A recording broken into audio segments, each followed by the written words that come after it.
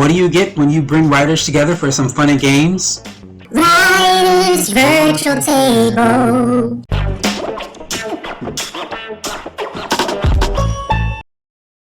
Hello and welcome to Writer Virtual's Table. I am your host, Casey Bell, and today we have some more great writers who've come to join me for some fun and games. Our first writer is Leah. Leah, can you please tell me your name, when you started writing, and just a little bit about your experience on the first book you published? Sure. So I'm Leah Lindeman, and I'm the author of the historical fiction Canadian Reminiscence series. And how I began this whole series and this project in general is I began writing when I was 16, and I started off with poetry. And then I decided to take correspondence courses with the Institute for Children's Literature in Connecticut. And after graduating with honors from that course, I decided to start my first novel, which is based on the Halifax explosion of 1917. And I started that as a result of the last assignment having to do with I had to write the first 3 chapters of a book, which was the beginning of that novel. So that novel took about, I'd say, 6 years with first draft, rewrites, edits, and just me learning about the whole publishing industry in general. Because at first I wanted to be traditionally published, but then I realized that there were a lot of cons to that. So I really looked into self-publishing and the pros and cons between the two. And that is when I decided to self-publish instead.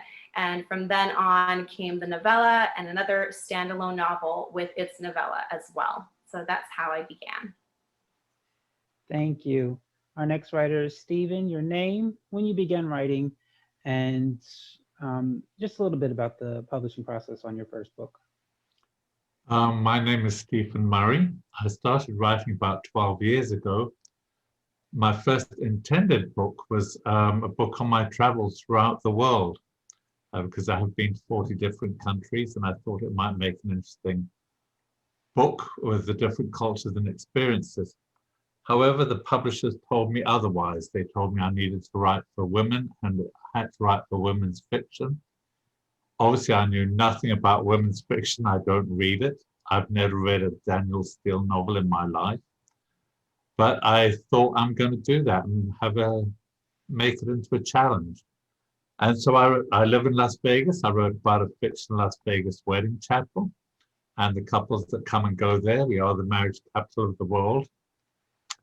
It was a challenge. It was fun. I never thought it would get published, but I did, like Leah, weighed up the pros and cons of traditional versus self-publishing.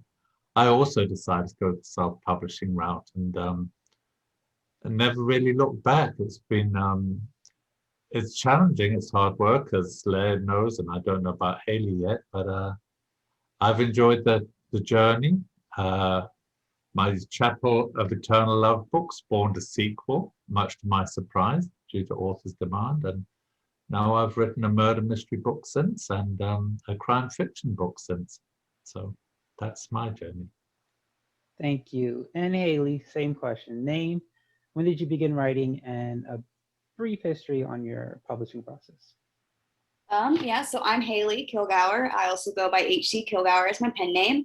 As far as when I started writing, that's a bit of a hard question because I started plotting my book when I was like 10, 13 years old, and I didn't actually try to write it down until I was 19.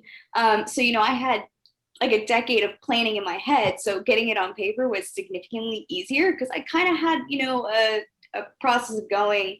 So there was that. That's kind of when I started writing. And as far as the publishing process, I'm published with an indie publisher called Rock Hill Publishing.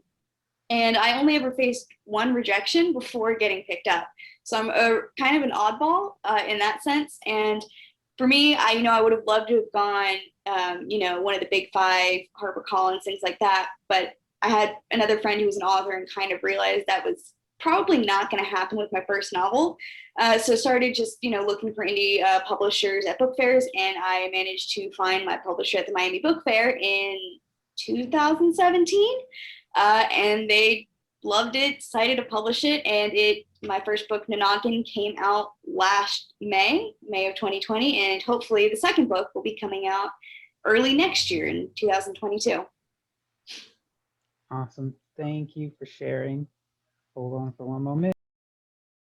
Don't go anywhere. We'll be right back after this message. If only they had known how important they were. The children of prophecy are the only ones who can protect Arkyo. Now they must face the danger set before them and survive. Who are they? Check out Nannigan by H.C. Kilgour.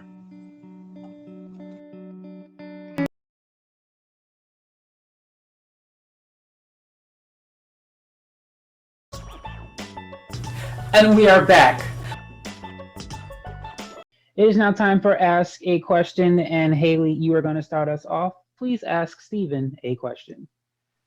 So, Stephen, what was one of the harder things you found about having to write women's fiction and not having ever read anything in that genre?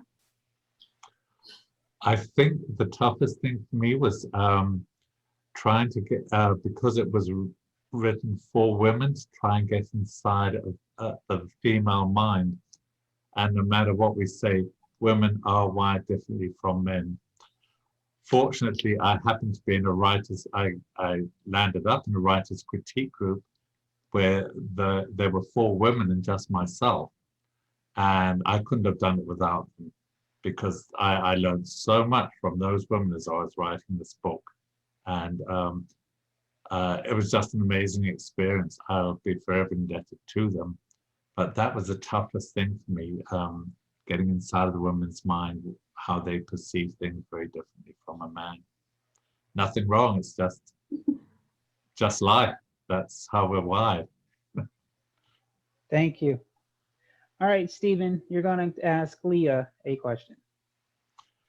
Leah, you mentioned in your intro that you weighed up the pros and cons of self-publishing versus traditional publishing. I hope I can combine 2 questions here.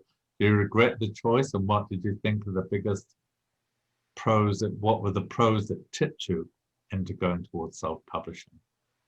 That's an excellent question. No, I do not regret my decision at all. Traditional publishing is something I may want to look into in the future, but as of for this particular series that I'm working on, self-publishing was the way to go.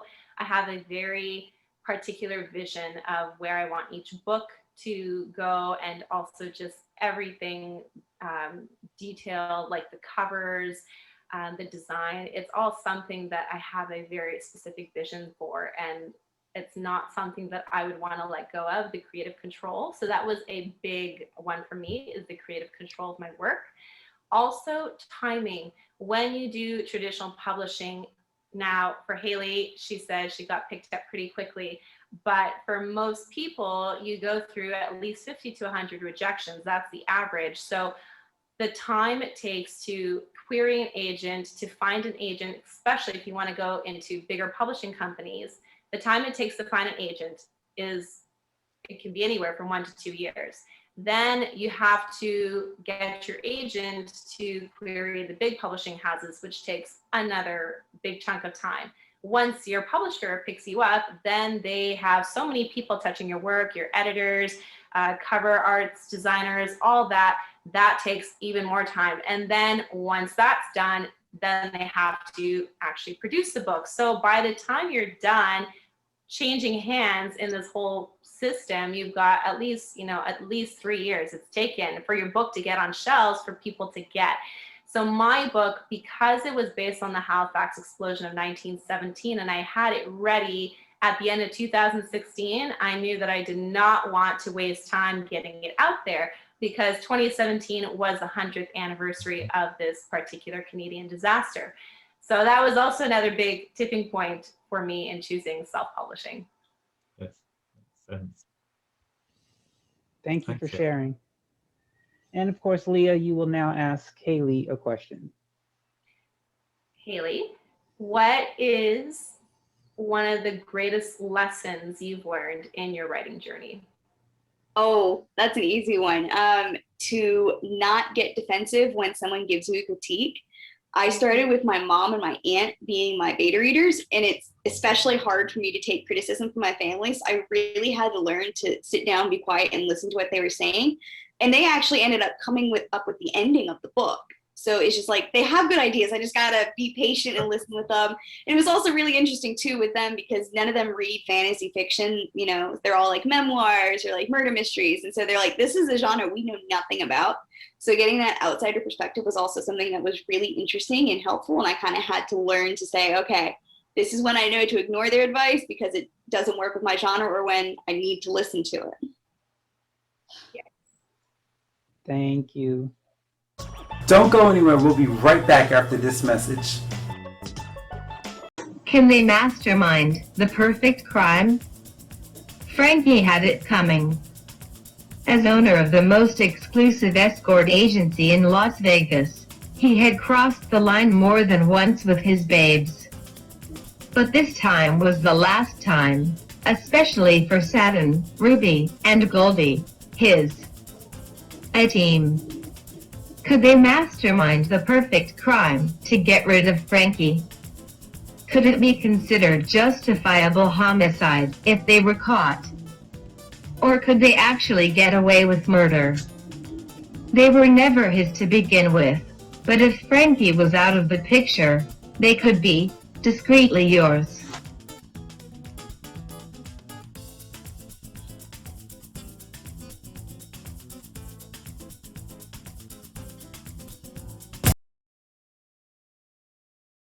All right, it is now time for Judge a Book by its Cover. I am going to show the authors a book cover, and they have 30 seconds. I guess I should have told you that earlier. You have 30 seconds to tell me, I'm going to call each one of you. When you look at that book cover, what do you see? What title do you see? What main character do you see? What plot do you see? And what genre do you see? Okay, your time is up. Stephen, you are first. What is the title, main character, plot, and genre of this book? Wow. I would say that the spider weaves his web. Would probably be the title, I would think. I would think too the spider is the main character, and I would think he's probably looking for things that he can entice into his web, and all of these macaroons or cookies, they will look very tasty and yummy, and maybe that's what he's going after. What was the other thing I was supposed to Genre. mention? I think I got the storyline.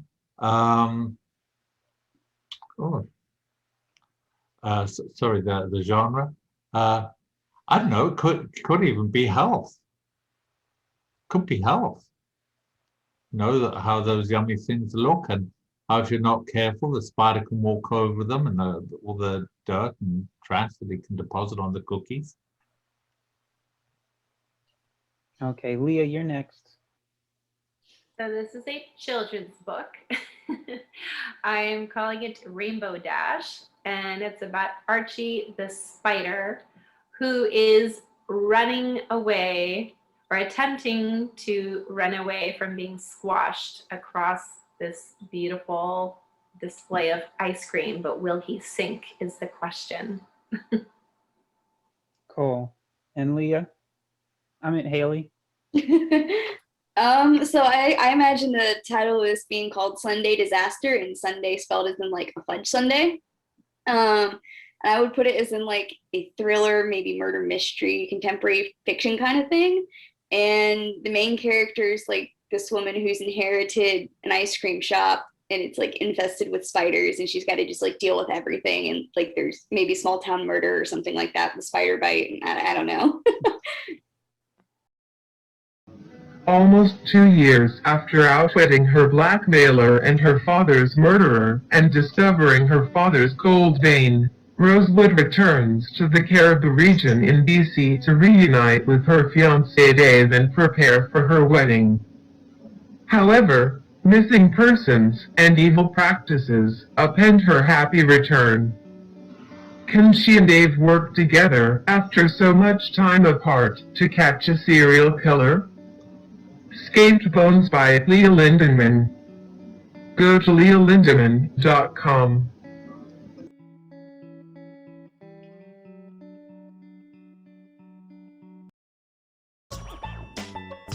And we are back. All right, our next section is called Who is this character? I am going to show you the name of the character, and you have to give me the plot, the title of this book, as well as the genre. So hold on. Okay, Leah, who is Kara Hinderbot?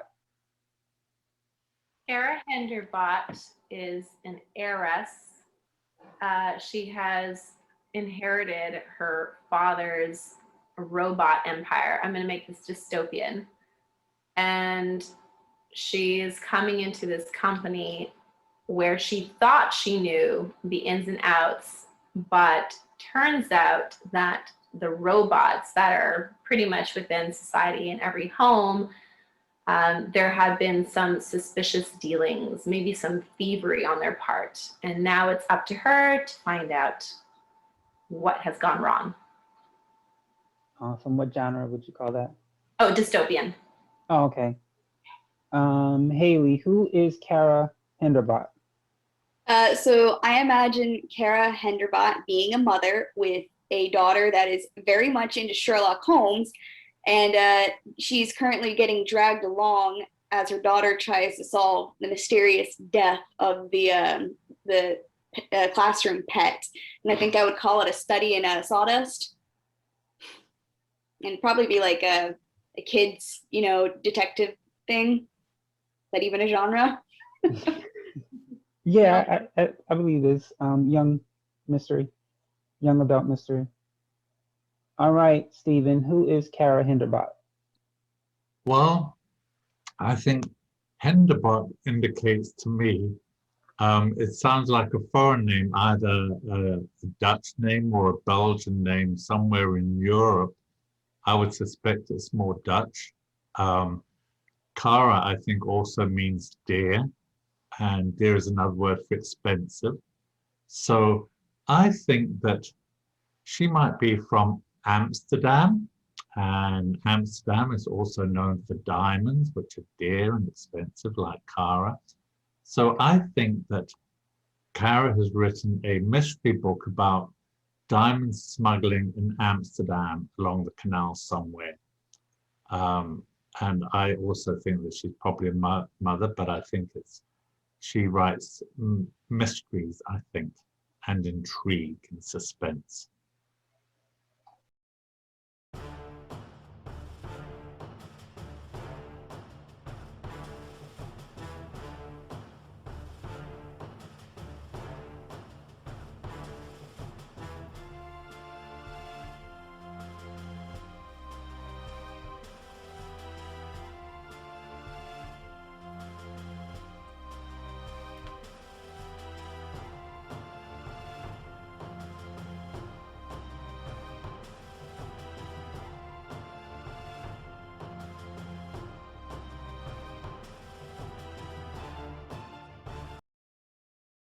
All right, I want to thank my writers for joining me today on another Writer Virtual Table. Haley, can you tell us your latest project, and if you are working on anything, what it is? Gotta unmute. So my latest project is my book, Nanagan, which is my only book as of yet. But coming out, hopefully early 2022, we'll have the sequel to that book coming out. It is yet unnamed, so you're as in the dark as I am on that one. Awesome, thank you. Leah, same question. Yes.